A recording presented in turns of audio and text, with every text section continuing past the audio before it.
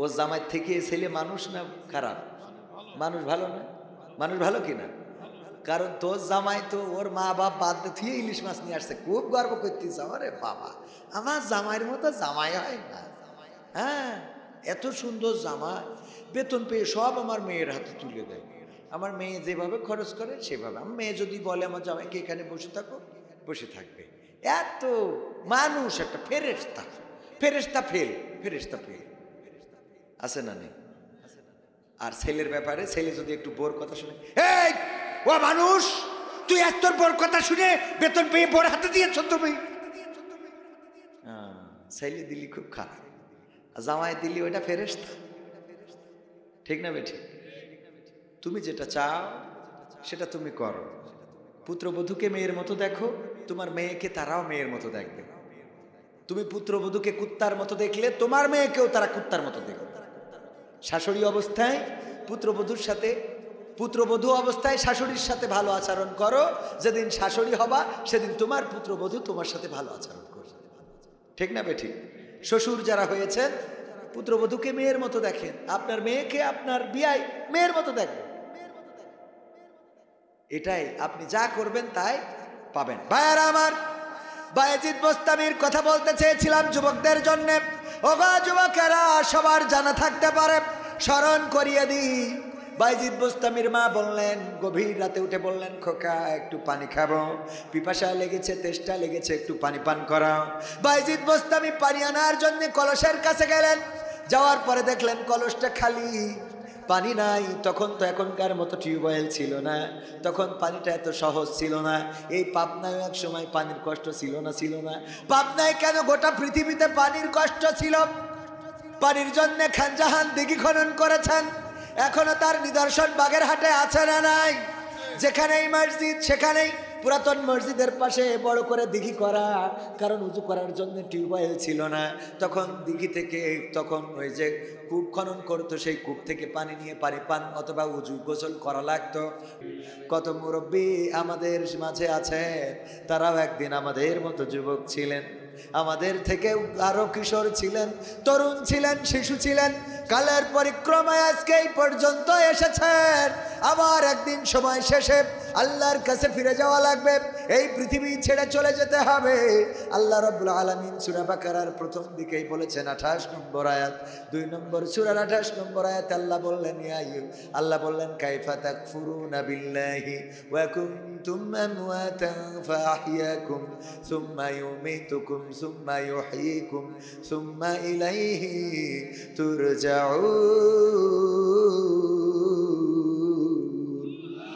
আমার আল্লাহ বলছেন, ওগো আমার বান্দারা, কোন জিনিস তোমাদেরকে তোমাদের মহান রব থেকে ভুলিয়ে দিল, তোমাদের রবকে অস্বীকার করতে শিখালো?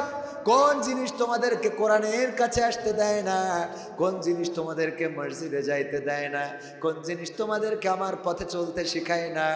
কোন জিনিস তোমাদেরকে আমার দিনের পথটা ভুলিয়ে রাখে? অথচ তোমরা কি ভাবো না, তোমরা ছিলে মৃত, তোমাদের কোনো জীবন ছিল না, তোমাদের কোনো আকৃতি ছিল না, তোমাদের কোনো আকার ছিল না। 1971 সালে যুদ্ধ করেছেন আমার বাপ জানেরা, ওনারা ডে করে যুদ্ধ করে এই দেশটা এনে দিয়েছেন। বলেন ঠিক না বেঠিক? এই গ্রামে মুক্তিযোদ্ধার সংখ্যা বেশি না কম? 5 জন, 5-7 জন, 10 জন আছে। যুদ্ধ করেছেন, সম্মুখ সমরে লড়াই করেছেন, জীবন বাজি রেখেছেন। 1971-এ যেই সময় আমাদের জন্ম হয় নাই, ঠিক না বেঠিক? আমাদের জন্ম হয় নাই, সেই সময় ওনাদের যৌবনের গরম ছিল, সেই সময় ওনারা লড়াই করেছেন, যুদ্ধ করেছেন, সংগ্রাম করেছেন। ওগো আমার ভাইয়েরা, আবার আজকে এই পড়ন্ত বিকালে চলে এসেছেন এমন একটা সময়, এখন অপেক্ষা কবে মালাকুল মাউত আসে। কয়েকদিন আগে আমার যশোরে মনিরামপুর উপজেলায় একটা প্রোগ্রামে গেলাম, মাহফিলে। আমার মালয়েশিয়ার এক বন্ধু পরিচিত, তার বড় ভাই এক মাদ্রাসার প্রিন্সিপাল ছিলেন, ভাইস প্রিন্সিপাল, এক মাদ্রাসার ভাইস প্রিন্সিপাল। ইতিপূর্বে ওনার বাসাতে গিয়েছি, আমাদের আপ্যায়ন করেছেন। বলল ভাই বড্ড অসুস্থ, একটু যদি রেখে যেতেন। বললাম যাব দেখতে। গেলাম তার বাড়িতে, যাওয়ার পরে দেখি বসে আছেন, চেয়ারের পরে বসে থাকে, অক্সিজেন চলে। প্রতিদিন 3টা 4টা করে সিলিন্ডার লাগে, যেই সিলিন্ডারগুলোর এক একটার দাম 3000 থেকে 5000 টাকা। অক্সিজেন 3টা 4টা করে প্রতিদিন সিলিন্ডারের বোতলগুলো শেষ হয়ে যায়। দিন যদি 10,000 টাকা করেও সিলিন্ডার লাগে, বলেন 1 মাস তার শুধুমাত্র অক্সিজেন দিতে হয় 3 লাখ টাকা।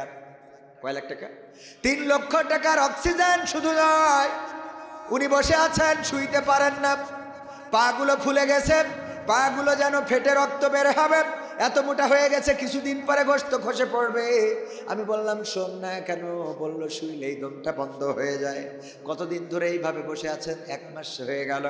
3 মাস ধরে অসুস্থ, 1 মাস খালি বসে আছে, চেয়ারের পরে বসে, টেবিলের পরে হামাগুড়ি দিয়ে আছে। টয়লেট করার জন্য কি টয়লেটে যেতে পারেন নাকি? না, চেয়ার কেনা হয়েছে, এখানেই উঠায় দাঁড় করায়, এখানেই চেয়ার দেওয়া হয়, এখানেই টয়লেট করা হয়। ওগো আমার ভাইয়েরা, ওই লোকটাকে দেখার পরে আমি যখন মাহফিলে আসছি, আমি আমার সফর সঙ্গীদের নিয়ে দোয়া করলাম, আল্লাহ তুমি যদি মারতে চাও মেরে ফেলে দিও, তুমি যদি আমাকে তুলে নিতে চাও তুলে নিও, কিন্তু এমন শাস্তি দিও না, এমন কষ্টে ফেলো না যে সারাটা দিন টেবিলের পরে বসে থাকা লাগে। মালাকুল মাউত কখন আসে আমার একটু নিয়ে যাবে, কখন এসে নিয়ে যাবে, অপেক্ষা মালাকুল মাউত। মালাকুল মাউত আসবে আর নিয়ে যাবে, তার অপেক্ষায় বসে আছে। একজন আলেম মানুষ, আত্মহত্যা তো করতে পারেন না, কিন্তু এখন এমন পরিস্থিতি, মানে মরে গেলে বেঁচে যায়, মরে গেলে, এটারে বলে মরে গেলে বেঁচে যায়। এই অবস্থা আমাদেরও হতে পারে না, পারে না? ওগো আমার ভাইয়েরা, প্রতিদিন কত মৃত্যুর খবর আমাদের কানে আসে, কত অ্যাক্সিডেন্টের খবর আমাদের কানে আসে। 300 ফিটে অ্যাক্সিডেন্ট করেছে, প্রাইভেট ধাক্কা মেরেছে, কলেজের ভার্সিটির ছাত্র মারা গিয়েছে। ভাইয়েরা আমার, প্রতিদিন কত অ্যাক্সিডেন্টের খবর কানে আসে। কুমিল্লা, ঢাকা থেকে কুমিল্লা আসার পথে বাস উল্টে গিয়েছে, 3 জন জায়গায় নিহত, আবার 10 জনেরও বেশি আহত হয়েছেন, হাসপাতালে গিয়েছেন। টঙ্গীতে বিশ্ব ইজতেমাকে কেন্দ্র করে 2 গ্রুপের মারামারি, আর সেই মারামারির মধ্যে 4 জন মারা গেলেন। এই 4 জনের মধ্যে আপনাদের পার্শ্ববর্তী জেলা বগুড়ারও একজন রয়েছে। ওগো আমার ভাইয়েরা, এমনিভাবে প্রতিনিয়ত কত মৃত্যুর খবর আমাদের কানে আসে। কেউ অ্যাক্সিডেন্টে মারা যায়, কেউ পানিতে ডুবে মারা যায়, কেউ বা খুন হয়, কেউ বা সাগরে। কিছুক্ষণ আগে দেখলাম কক্সবাজার সমুদ্র সৈকতে হাত পা বাঁধা একটা লাশ ভেসে এসেছে, পচা দুর্গন্ধ শুরু হয়ে গেছে। ওই যুবকটা তো আমাদের মতো কেউ একজন ছিল। এই মানুষটাকে হাত পা বেঁধে মেরে ফেলা হয়েছে। গতকালকে দেখলাম তরুণী নদী থেকে উদ্ধার হয়েছে। প্রতিদিন মৃত্যুর খবর আছে না নাই? নাকি শুধু আমার সামনে পড়ে না, আপনাদের সামনেও পড়ে? আপনাদের সামনেও পড়ে কিনা? টেলিভিশনে যদি নিউজ দেখতে যান, দেখা যাবে খবর, ওই যে স্ক্রিনে লেখা ভাসে, অমুক আজকে ইন্তেকাল করেছে, ইন্নালিল্লাহি dot dot dot dot dot dot রাজিউন। সব লিখে পারে না, আপনার জন্য পুরোটাও লিখতে রাজি না। ওগো আমার ভাইয়েরা, কত মৃত্যুর খবর আমাদের কানে আসে, আমরা জানি না আমাদের মৃত্যুটা কোনভাবে হবে। আমার বাবার মৃত্যুটা হয়েছিল 2002 সালে। একটা মাহফিল থেকে ফেরার পথে তিনি মারা গিয়েছেন। কিভাবে মারা গিয়েছে জানি না, কেউ বলে মেরে ফেলেছেন, কেউ বলে অ্যাক্সিডেন্ট করেছেন। আমরা কালীগঞ্জ জিনেদার থানার মধ্য থেকে লাশটা নিয়েছিলাম। বাবাকে দেখলাম বাসড়াই শোয়ানো, কান দিয়ে টপ টপ করে রক্ত ঝরে পড়ে, ক্ষতবিক্ষত দেহটা। বাবাকে কতবার করে ডাকলাম, আব্বা, একটা বারের জন্য সাড়া পাইলাম না। আমার বাবা তো অ্যাক্সিডেন্ট করে মারা গেলেন, চলে গেলেন পৃথিবী ছেড়ে। জানি না আমার মৃত্যুটা কোনভাবে লেখা, না জানি আমার সন্তানেরা কোন দিন আব্বা আব্বা বলে ডাকবে, কিন্তু আমি আর ডাকের সাড়া দিতে পারবো না।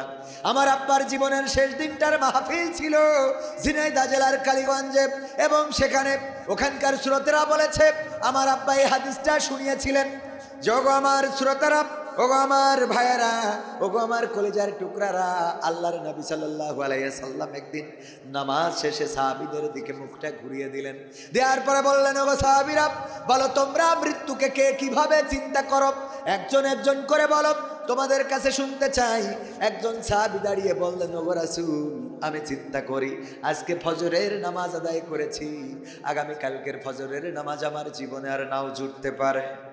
আল্লাহর নবী বললেন, তুমি তো দুনিয়াদার মানুষ, তোমার দুনিয়ার চিন্তা বেশি। আরেকজন বলো দেখি, কোন সাহাবী আছো বলতে চাও? আরেকজন দাঁড়িয়ে বলল, ও বিশ্ব নবী সাল্লাল্লাহু আলাইহি সাল্লাম, আমি চিন্তা করি আজকে জহরের নামাজ আদায় করেছি, আমার জীবনে আর আসরের নামাজটা নাও জুটতে পারে, তার আগে আমার এই পৃথিবী ছেড়ে চলে যাওয়া লাগতে পারে। আল্লাহর নবী বললেন তুমিও তো দুনিয়াদার ব্যক্তি। আরেকজন দেখি কেউ বলবা নাকি?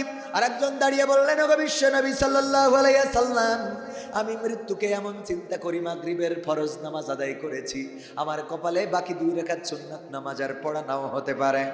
আল্লাহর নবী বললেন তুমিও তো দুনিয়াদার। ওগো আমার সাহাবীরা, তোমরা এমন চিন্তা কেন করো না? ডান দিকে সালাম ফিরিয়েছো, আল্লাহ যদি না চান তাইলে আর মুখটা ঘুরাইয়ে বাম দিকে সালাম ফেরানো তোমার ভাগ্যে জুটবে না। আল্লাহু আকবার। আল্লাহ যদি না চান ডান দিকে সালাম ফিরিয়েছো আর বাম দিকে তোমার মুখটা ঘুরবে না, আল্লাহ ওই জায়গায় তোমাকে ব্রেক করে দিতে পারে। এই হাদিসটা যেই দিন আমার বাবা বলেছেন, তার পরের দিন মাহফিল থেকে ফেরার পথে শীতের সকাল, জানুয়ারি মাসের 2002 5 তারিখ সকালবেলা ভোরবেলা আমার আব্বাজান পৃথিবী ছেড়ে বিদায় নিয়েছেন। খবর আসলো কানে, ছুটে আসলাম আব্বাকে খোঁজার জন্যে। হাসপাতালে লাশের শাড়ির মধ্যে খুঁজে বেড়ায় আমাদের নেতৃবৃন্দ।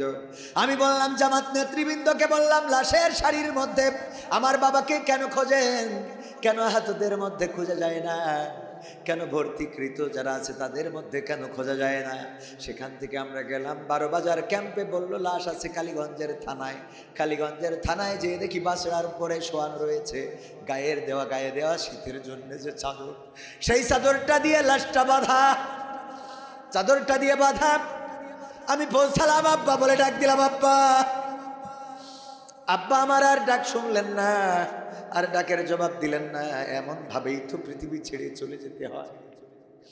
আমিও চলে যাব, আপনারাও চলে যাবেন। কোনো একদিন সন্তান কাঁদবে, স্ত্রী বুকের উপরে আছড়ে পড়বে, ওগো স্বামী এমন তো কথা ছিল না, তুমি তো বাসর রাতে কথা দিয়েছিলে আমাকে ছেড়ে যাবে না, কেন চলে যাও? কোথায় চলে যাও? কিসের জন্য চলে যাও? আমাকে একা রেখে কেন চলে যাও? সন্তান কাঁদবে, ওগো বাবা, ওগো আব্বা, আমার নতুন বছরে স্কুলের নতুন জামাকে কিনে দেবে বাবা। আমাকে যদি কেউ বকা দেয় তুমি বলতে আমি আছি, দুশ্চিন্তা নাই। ওগো বাবা বলো আমার পাশে কে দাঁড়াবে? ঈদের সময় নতুন জামাকে কিনে এনে দেবে।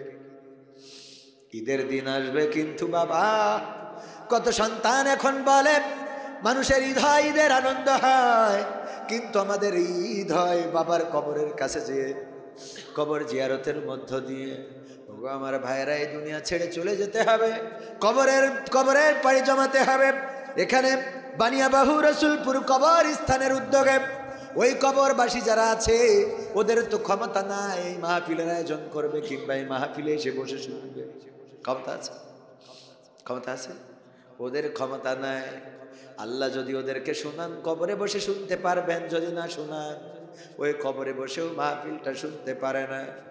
আল্লাহ যদি শোনান তাহলে শুনবেন, আর ওই কবরে যদি আল্লাহ তৌফিক দেন শোনান, তাইলে বারবার চিৎকার করে বলে, ওগো দুনিয়াবাসীরা, কেন তোমরা অবহেলা করো? কেন তোমরা বোঝো না এই মাহফিলটার কত গুরুত্ব?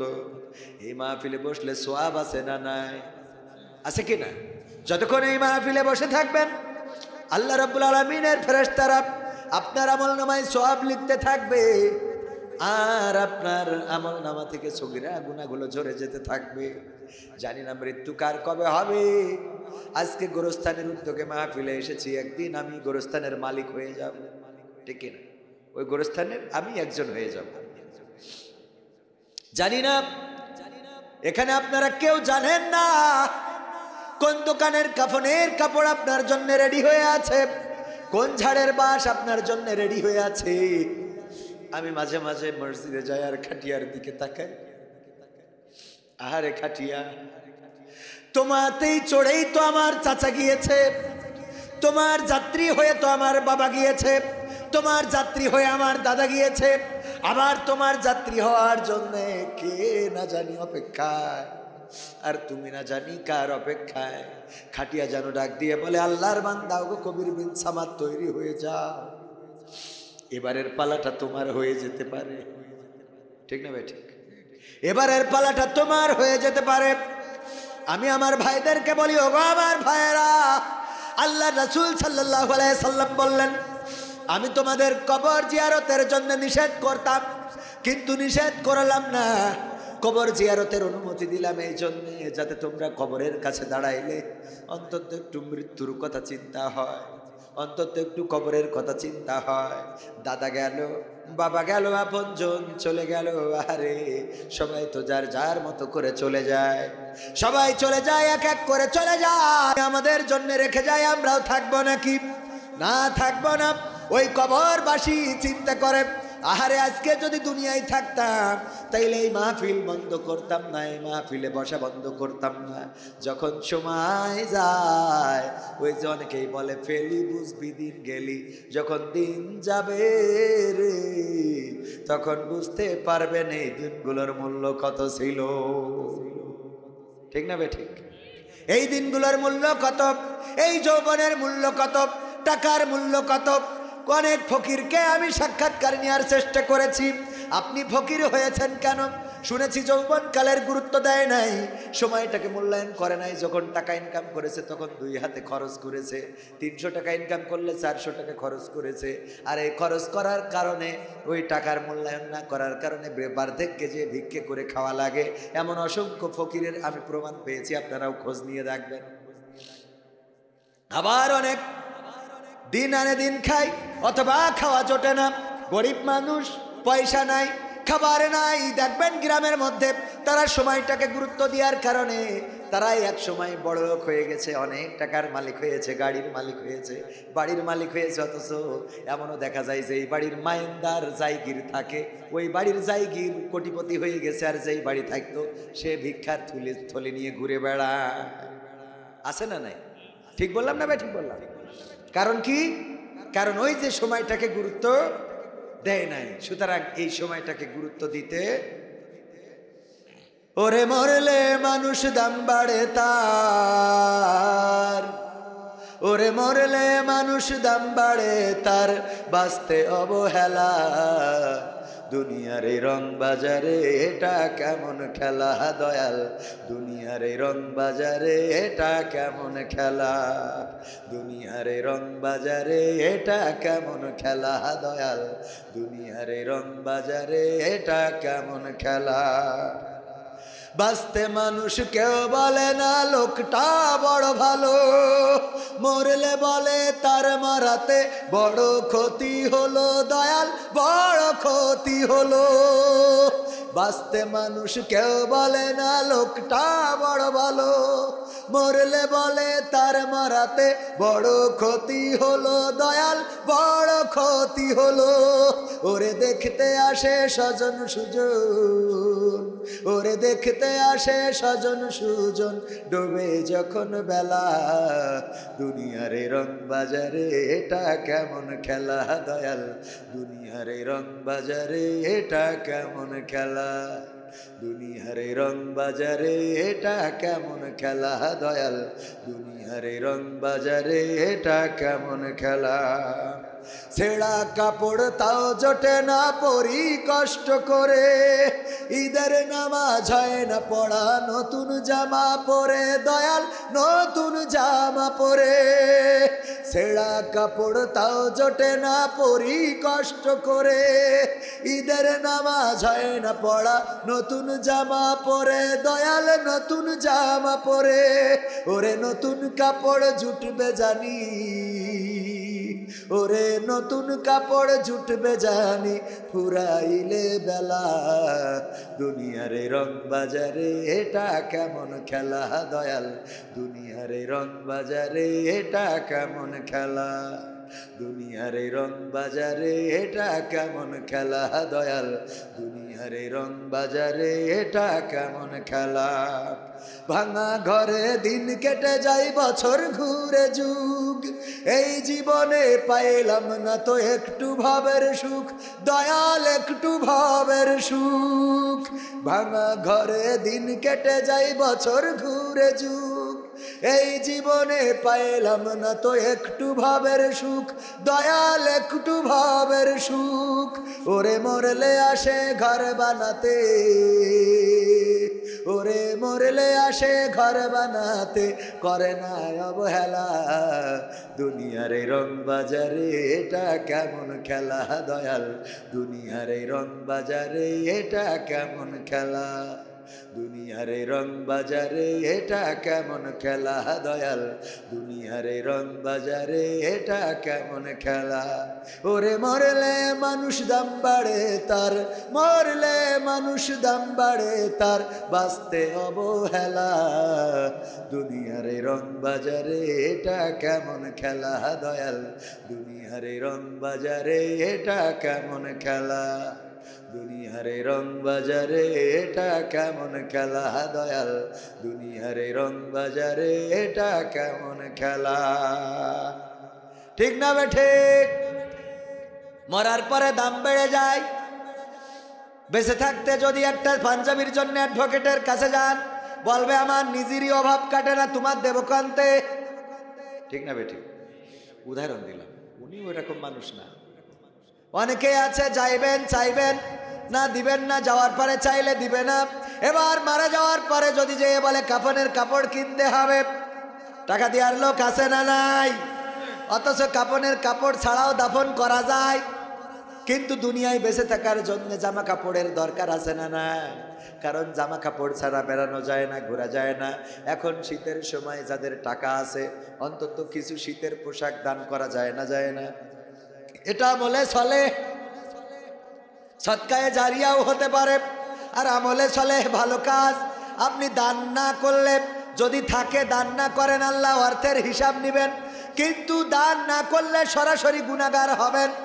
একেবারে জাকাত না দিলে গুনাহগার হবেন, কিন্তু দান না করলে, মানে শীতের কাপড় দেন নিয়ে এতে গুনাহগার হবেন না। দিলে সোয়াব আছে, দিলে সোয়াব আছে। তবে জাকাতের টাকা যদি হিসাব করে দেন তাহলে গুনাহগার হবেন না। কিন্তু জাকাতের টাকা যদি হিসাব করে না দেন, ধনীর সম্পদে গরিবের হক রয়েছে, সরাসরি হক। কি হক? মানে এরকম না যে আপনি জাকাতের কিছু শাড়ি কিনে দান করলেন, না। আপনার 100 টাকায় 2.5 টাকা, 100 টাকায় কত টাকা? 2.5 টাকা। 40 টাকায় 1 টাকা, 40 ভাগের 1 ভাগ বা 100 ভাগের 2.5 ভাগ। মনে থাকবে ইনশাল্লাহ।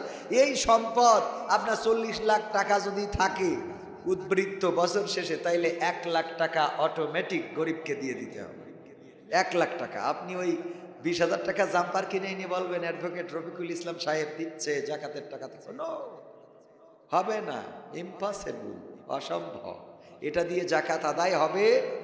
আবার ওই জাকাতের টাকা দিয়ে আপনি জাম্পার কিনে, কম্বল কিনে, চাদর কিনেও দিতে পারবেন। আপনার জাকাতের টাকাই গরিবের হক। আপনি তারে হয় টাকা দিবেন, না একটা সম্পদ দিবেন। ও চাদর লাগলে কিনবে, না হলেও বিড়ি কিনে খাবে। কি ও যেটা জরুরি সেটা করবে। ঠিক না বেঠিক? চাদর কম্বল আছে, আপনি আবার গরিব মানুষ দেখি কম্বল দিচ্ছে, ও তো কম্বলের দরকার। এরকম আছে না? সকালবেলা বিড়ি না খাইলে টয়লেট হয় না, অনেকেই আছে। হ্যাঁ, তো এই জন্যই। তার অর্থ এই না যে আবার জাকাতের টাকাতে বিড়ি কিনে খাবা। এই ইউটিউবাররা তো আবার কনতে কনে লাগাই দিবেন। এটা এমনি বললাম আর কি ভাইরা, কারণ ওর জরুরতটা ও বুঝবে। ঠিক আছে না বাজার? ওর জরুরত ও বুঝবে, ওরে টাকা দিয়ে দিবেন। এই নেন 1000 টাকা, আমি জাকাতের 40, এবার 1 লাখ টাকা হয়েছে, 100 জনের আমি 1000 করে দেব, বা 50 জনের 2000 করে দেব, বা আমি 20 জনের 5000 করে দেব। এইটাই হলো জাকাত। এইভাবে জাকাত দেওয়ার দরকার আছে না নাই? এইভাবে যদি জাকাত দেন, তাইলে এই সমাজে গরিব দুঃখী থাকবে, গরিব দুঃখী থাকবে না। ধনীরা যদি এইভাবে জাকাত দেয়, সমাজে গরিব দুঃখী পাওয়া যাবে না। কিন্তু জাকাত দেওয়ার মানুষ নাই। ওই কি আপনাদের মোবাইল পাওয়া গেছে, তো অসুবিধা নেই, যার পাওয়া গেছে পরে ওতে খুব ফোন দিবেন। আপনি ফোন অন করে তুলি, ওই এমনি কাস্টমারে ফোন দিবেন। ঠিক না? পাওয়া গেছে যখন, এটা সহজ, হারাই গেলি কঠিন। কথা কয় না? পাওয়া গেছে যেটা, ওটা তো দিতে চান, ওটা সহজ। আর যদি হারাই যেত, যতই বলেন পীর সাহেব, আরে বাহ, পীর সাহেব আগেই চিন্তা করবে যে কি করে এটা বন্ধ করা যায়, কল যেন না ঢোকে। একবার কোন জায়গায় শুনলাম যে এরম ফোন পেয়েছে, তা বাড়িতে রিং হচ্ছে, বন্ধ হচ্ছে না বলে ল্যাব দিয়ে চাপাতে রেখেছে যে মোট তো নড়তি দেব না। এরকম আছে না নাই? সম্পদ যদি পান, সেটা উপহার তাকে দিয়ে দিলে তার আত্মাটা বড় হয়ে যায়। এগুলো করবেন। কারো টাকা কোনোদিন এইভাবে পড়ে পাওয়া, 1 কোটি টাকা পড়ে পান, এই 1 কোটি টাকা যাদের প্রমাণ আছে দিয়ে দেন। দেখবেন যে সে যে খুশি হয়েছে, পরবর্তীতে আপনি অনেক বড়, ওর খুশিটা কোটি টাকার উপরে, আর আল্লাহ চাইলে আপনাকে আরো বড় করে দিবেন। কিন্তু 1 কোটি টাকা দেখবেন যে বিড়ি কিনে খেয়ে শেষ হয়ে গেছে, গাঞ্জা কিনে খাওয়ায়। আছে না নাই? হারামে বরকত আছে? কুত্তার বাচ্চা কম হয় না বেশি হয়? বেশি হয়। আর গরু সারা বছরে একটা, সারা বছরে কয়টা? কুত্তা বেশি না গরু বেশি? যে জন্মের খাওয়া খায় আমরা প্রতিদিন, এরপরেও গরু অভাব নেই। চিন্তা করেন, গরু খাওয়া আমার ভাই জানতো, তাওই তো সকালে যেই ফজর পড়িতে কুপাকুপি শুরু করে, তাওই কই, হ্যাঁ ওই যে সাইড, তাও যেই কুপাকুপি ফজর শুরু হয় খুন করার মধ্যে দিয়ে, ঠিক না বেঠি? বিসমিল্লাহ, আল্লাহু আকবার। আল্লাহ খাইতে দিয়েছেন, হালাল করেছেন, এবং ইনসাফের সাথে ব্যবসা করেন, এটাই আলহামদুলিল্লাহ। গোশত বিক্রেতা মুসা আলাইহিস সালাম বললেন যে আল্লাহ আমার সাথে জান্নাতে যাবে কে? ঘটনা আপনাদের সবার জানা। বললো একজন কসাই যাবে, কসাই। একজন কি? আল্লাহর নবী কইল আল্লাহ, আল্লাহওয়ালা মানুষ তুমি পাইলা না, একটা কসাই কুপাকুপি করে, তারে দিবা আমার সাথে? ওনাদের জান্নাতে যেও কুপাকুপি শুরু করে দেয়। কেন যাবে এই কসাই? কোথায় সেই কসাই? অমুক জায়গায় গোশত বিক্রি করে, যাও দেখে আসো, খোঁজ নাও। মুসা আলাইহিস সালাম রওনা দিলেন, সেই কসাইয়ের কাছে পৌঁছালেন। তারপরে কসাইয়ের কাছে যেয়ে জানতে চাইলেন কেন, তার কোন ভালো কাজ আছে, কিসের জন্য সে আল্লাহর নবী মুসার সাথে জান্নাতি হবে। ওই কসাই বলল, দেখো আমি প্রতিদিন গরু জবাই করি বা গোশত যাই জবাই করি, উট ভেড়া দুম্বা যাই জবাই করি, এটা বিক্রি করি, তবে এখান থেকে সবচেয়ে উত্তম গোশতটুকু আমার পিতামাতা, বৃদ্ধ এবং বৃদ্ধা, তাদের জন্য রাখি। তারপরে আমি বাড়িতে যাই আর ওই গোশতের টুকরাগুলো সুন্দর করে রান্না করি, তারপর আমার বৃদ্ধ পিতামাতাকে আগে খাওয়াই, তারপরে আমি নিজে খাই এবং সন্তানদেরকে খাওয়াই। আমার পিতামাতা আমার জন্য দোয়া করে, আল্লাহ যেই সন্তান এই বৃদ্ধকালে আমাদেরকে এত কষ্ট করে খাওয়ায়, আল্লাহ তুমি ওই সন্তানকে মুসার সাথে জান্নাতি করে দিও। সুবহানাল্লাহ। মায়ের দোয়া, কার দোয়া? বায়েজিদ বোস্তামি। অনেকেই মায়ের সাথে ভালো আচরণ করে না। কথাটা যেহেতু এসলো যুবকদের জন্য বলি, ওগো আমার যুবকেরা, মায়ের সাথে খারাপ আচরণ করা যাবে না, বাবার সাথে খারাপ আচরণ করা যাবে না, তাকদিরটা নষ্ট হয়ে যাবে। যারা মায়ের সাথে খারাপ আচরণ করেছে, বাবার সাথে খারাপ আচরণ করেছে, ওরা জীবনে বড় হতে পারে নাই, মানুষ হতে পারে নাই। আবার অনেক যুবক আছে আগে মাকে চিনত, বিয়ের পরে আর চেনে না। এমন আল্লাহর বান্দা আছে না নাই? পরের মেয়ে ঘরে আসলো আর মাকে বাবাকে ভুলে গেল রে। আছে না নাই? পরের মেয়ে ঘরে আসলে মা বাবাকে ভুলে যায়, এমন করা যাবে না। আবার পরের মেয়ে যারা, পুত্রবধূ যারা, তারাও মাথায় রাখবেন, আপনি যেহেতু এসেছেন কোনো একটা ছেলেকে বিয়ে করে, আপনার বাড়িতে আপনার ভাইও বিবাহ করে, পরের মেয়ে আসে, আপনি যদি শ্বশুর শাশুড়ির সাথে খারাপ আচরণ করেন, আপনার ভাইয়ের বউ কিন্তু আপনার মা বাবার সাথে ভালো আচরণ করবে। কথা কেন করবে?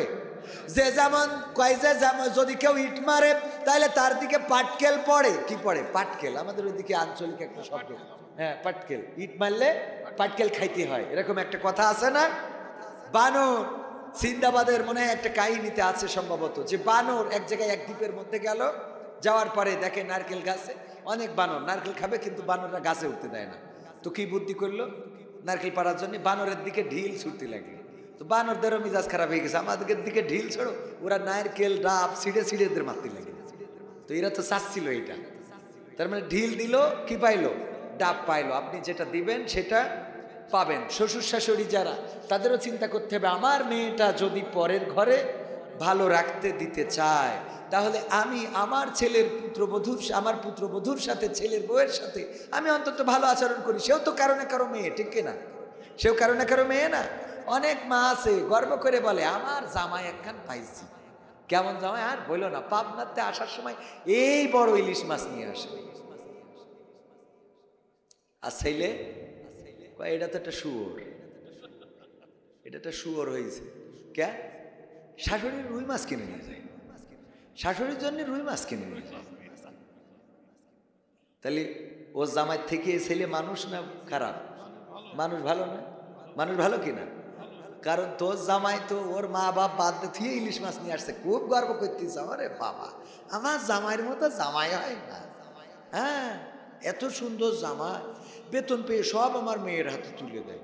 আমার মেয়ে যেভাবে খরচ করে সেভাবে, আমার মেয়ে যদি বলে আমার জামাইকে এখানে বসে থাকো, বসে থাকবে। এত মানুষ একটা ফেরেশতা, ফেরেশতা ফেল, ফেরেশতা ফেল আছে না নেই? আর ছেলের ব্যাপারে, ছেলে যদি একটু বোর কথা শুনে, এই ও মানুষ, তুই এত বোর কথা শুনে বেতন পেয়ে বোর হাতে দিয়েছ তুমি। ছেলে দিলি খুব খারাপ, জামাই দিলি ওইটা ফেরেশতা। ঠিক না বেঠিক? তুমি যেটা চাও সেটা তুমি করো। পুত্রবধূকে মেয়ের মতো দেখো, তোমার মেয়েকে তারাও মেয়ের মতো দেখবে। তুমি পুত্রবধূকে কুত্তার মতো দেখলে তোমার মেয়েকেও তারা কুত্তার মতো দেখবে। শাশুড়ি অবস্থায় পুত্রবধূর সাথে, পুত্রবধূ অবস্থায় শাশুড়ির সাথে ভালো আচরণ করো। যেদিন শাশুড়ি হবা সেদিন তোমার পুত্রবধূ তোমার সাথে ভালো আচরণ করবে। ঠিক না বেঠিক? শ্বশুর যারা হয়েছেন পুত্রবধূকে মেয়ের মতো দেখেন, আপনার মেয়েকে আপনার বিয়াই মেয়ের মতো দেখেন। এটাই, আপনি যা করবেন তাই পাবেন। ভাইয়ারা আমার, বায়েজিদ বোস্তামির কথা বলতে চেয়েছিলাম যুবকদের জন্য। ওগো যুবকেরা, সবার জানা থাকতে পারে, স্মরণ করিয়ে দিই। বায়েজিদ বোস্তামির মা বললেন, গভীর রাতে উঠে বললেন, খোকা একটু পানি খাবো, পিপাসা লেগেছে, তেষ্টা লেগেছে, একটু পানি পান করাও। বায়েজিদ বোস্তামি পানি আনার জন্য কলসের কাছে গেলেন। যাওয়ার পরে দেখলেন কলসটা খালি, পানি নাই। তখন তো এখনকার মতো টিউবওয়েল ছিল না, তখন পানিটা এত সহজ ছিল না। এই পাবনায় এক সময় পানির কষ্ট ছিল না? ছিল না? পাবনায় কেন, গোটা পৃথিবীতে পানির কষ্ট ছিল। পানির জন্য খানজাহান দিঘি খনন করেছেন, এখনো তার নিদর্শন বাগেরহাটে আছে না নাই? যেখানেই মসজিদ সেখানেই পুরাতন মসজিদের পাশে বড় করে দিঘি করা, কারণ উজু করার জন্য টিউবওয়েল ছিল না। তখন দিঘি থেকে, তখন ওই যে কূপ খনন করতো, সেই কূপ থেকে পানি নিয়ে পানি পান অথবা উজু গোসল করা লাগতো। ওগো আমার ভাইয়েরা, ঝর্ণার পানি ছিল বায়েজিদ বোস্তামি। ঝর্ণায় পানি আনার জন্য কলসটা নিয়ে রওনা করেছেন। ঝর্ণায় গেলেন, পানিটা ভরলেন, তারপরে আসলেন, গ্লাসে পানি ঢাললেন। মায়ের কাছে এসে দেখেন মা ঘুমিয়ে গিয়েছে। মা ঘুমানো, মা ঘুমিয়ে আছে। বায়েজিদ বোস্তামি পানির গ্লাসটা নিয়ে মাথার কাছে দাঁড়িয়ে রইলেন, মাকে ডাকলেন না, মার ঘুমটাও ভাঙালেন না। সকালবেলা ফজরের আজান হয়ে গেল, চারিদিকে পাখির কলকাকলিতে মুখরিত হলো, কিসির মিসির আওয়াজে মায়ের ঘুম ভেঙে গেল। ঘুম ভেঙে উঠে দেখে বায়েজিদ বোস্তামি পাশে দাঁড়ানো, ছোট্ট তরুণ কিশোর। বায়েজিদ বোস্তামির আম্মা বললেন, ওগো বায়েজিদ বোস্তামি, কেন তুমি এখানে দাঁড়ানো? তোমার হাতে পানির গ্লাস কেন? বায়েজিদ বোস্তামি বললেন, ওগো মা, আপনি বুঝি ভুলে গেছেন, গভীর রাতে একবার পানি চেয়েছিলেন।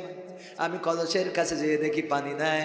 আমি কলসটা নিয়ে ছুটে চললাম ঝর্ণার কাছে, ঝর্ণা থেকে কলস ভরে নিয়ে আসলাম।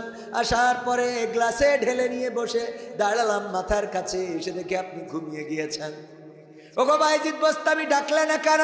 ওগো মা, ডাকি নাই, কারণ আপনার যদি ঘুম ভেঙে কষ্ট হয়, আপনি আপনার ডাকাতটা যদি আমার জন্য বিয়াদবি হয়ে যায়, এই জন্য ডাকি নাই। তাইলে তুমি গ্লাসটা রেখে ঘুমালে না কেন? ঘুমাই নাই এই কারণে, আপনি যদি আবার রাতে ঘুম ভেঙে পানি চান, আর আমার দিতে যদি আবার দেরি হয়ে যায়, আবার যদি আপনি ঘুমিয়ে যান, আল্লাহর কাছে কি জবাব দেব গো মা? এই জন্য দাঁড়িয়ে রইলাম শয়নের কাছে, যেন আপনি ঘুম থেকে উঠে পানি চাইতে পারেন, আমি যেন আপনাকে পানি পান করাতে পারি।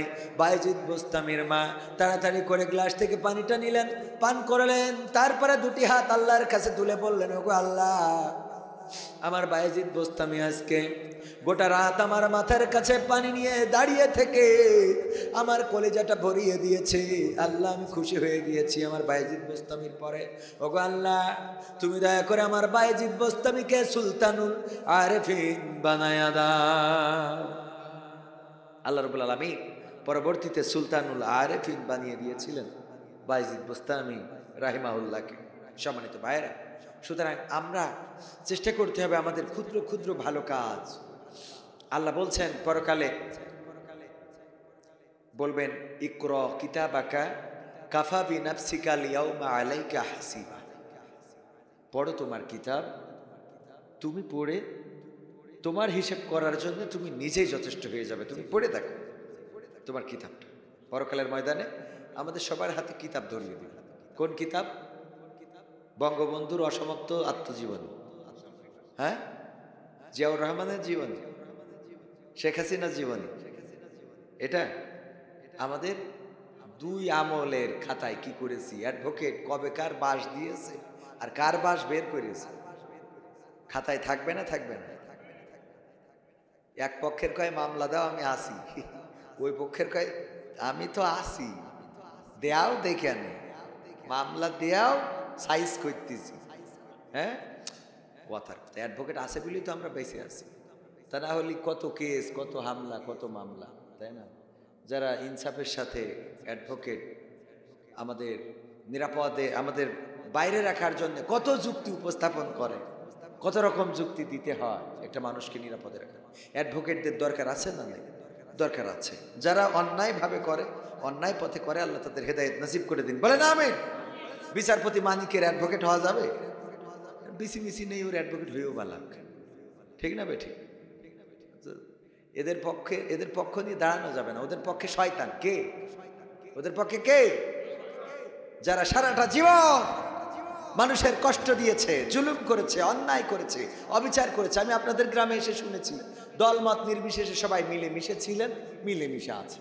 এখানে নাই কোনো দ্বন্দ্ব, নাই কোনো হাঙ্গামা, নাই কোনো গোলমাল, নাই কোনো ফিতনা। এটার দরকার আছে না? নাই?